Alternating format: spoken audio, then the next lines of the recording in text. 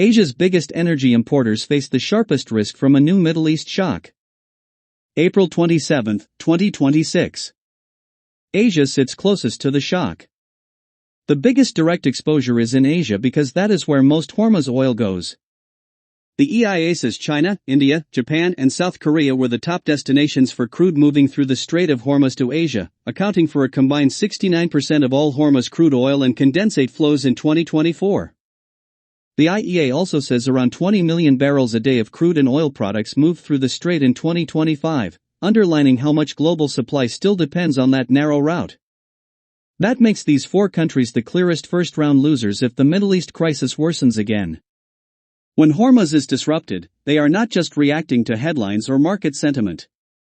They are exposed to the physical risk of delayed or reduced supply from one of the most important oil transit points in the world.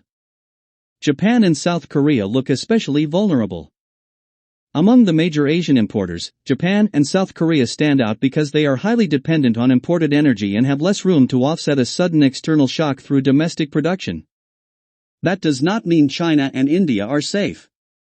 It means Japan and South Korea often feel the pressure faster and more cleanly through higher fuel costs and import dependency, while China and India absorb larger absolute exposure because of their scale.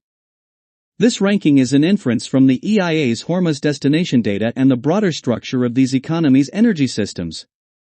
China and India still belong near the top of the list because they buy such large volumes.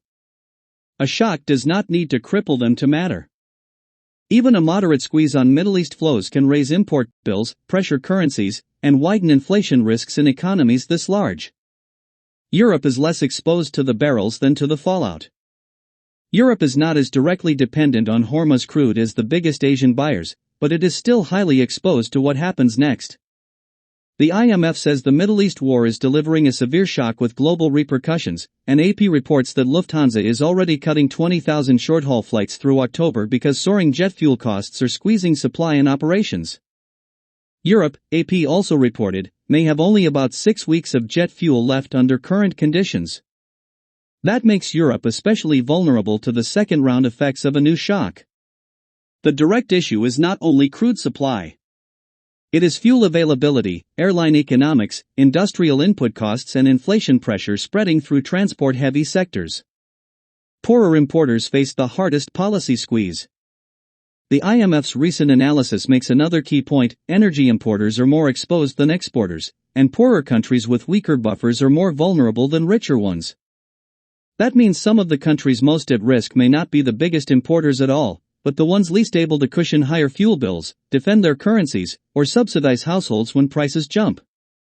In practical terms, that puts many lower-income fuel importers across Asia, Africa, and parts of Europe in a dangerous position if the shock deepens. Richer countries may pay more. Poorer countries may face a sharper trade-off between inflation, public finances, and social stability. Why exporters are less exposed but not immune? Oil and gas exporters are generally less exposed to the immediate income shock because higher prices can boost revenues. But that does not make them immune. The IEA says flows through Hormuz have already plunged from around 20 million barrels a day before the war to a trickle, and Gulf producers have had to cut output sharply because traffic through the waterway became severely constrained. So, the dividing line is not simply importers versus exporters.